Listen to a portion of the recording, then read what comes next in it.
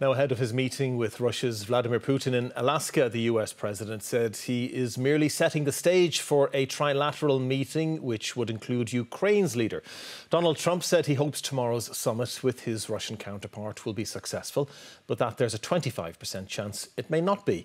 In London, Vladimir Zelensky met with the UK Prime Minister in a bid to boost European support ahead of the crucial summit.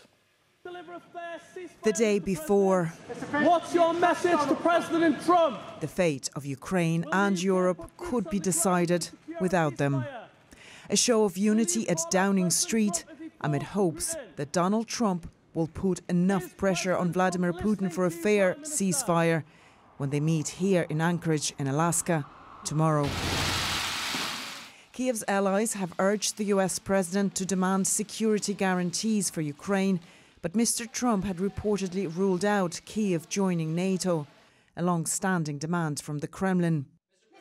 Speaking tonight, the US leader said he will exhaust all options to find a peaceful end to the war in Ukraine, and that a second meeting with Ukraine's leader could follow soon after. I think it's going to be very interesting. We're going to find out where everybody stands, and I'll know within the first 2 minutes, 3 minutes, 4 minutes, or 5 minutes, like we tend to find out whether or not we're going to have a good meeting or a bad meeting. And if it's a bad meeting, it'll end very quickly. And if it's a good meeting, we're going to end up getting peace in the pretty near future. Before flying to Alaska, the Russian president praised his US counterpart for sincere peacemaking efforts, adding he's hoping to reach an agreement on nuclear arms control. In Ukraine, there were tears of joy as 84 prisoners of war returned under the latest swap. There are hopes for peace, but few want to surrender lands where thousands have fallen. Tanya Royd, RT News. Well, before we came on air, I spoke to the BBC's Ukraine correspondent James Waterhouse, and I began by asking him what chance he saw of any progress being made tomorrow. I don't think we're going to see Russian concessions agreed, nor a clear path to what certainly a ceasefire or eventual peace deal will look like.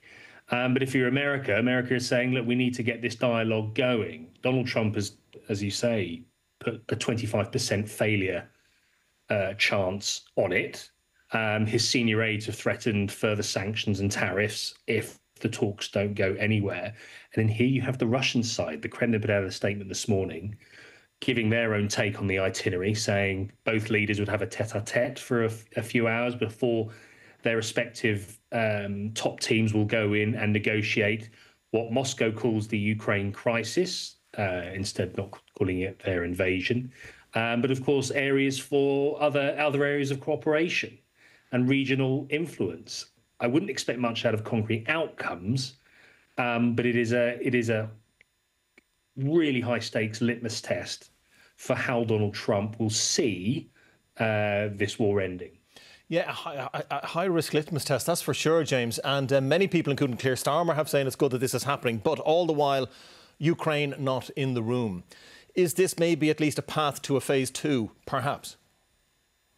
Well, Donald Trump said as such. He said if the meeting goes well, there'll be a second one very quickly between Zelensky and Putin.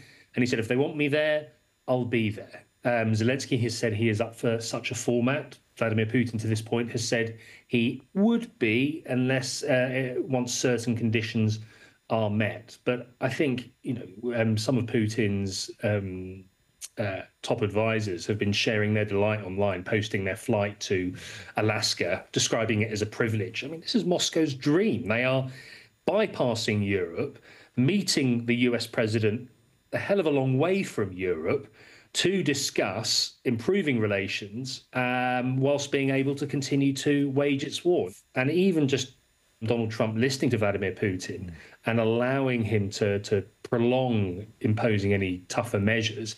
For Ukraine, that simply means a war being extended where it's continuing to lose territory. So it seems like Putin has more to gain from this. Yes, indeed. Well, for now, the eyes of the world on Alaska tomorrow. James Waterhouse, thank you. Thank you.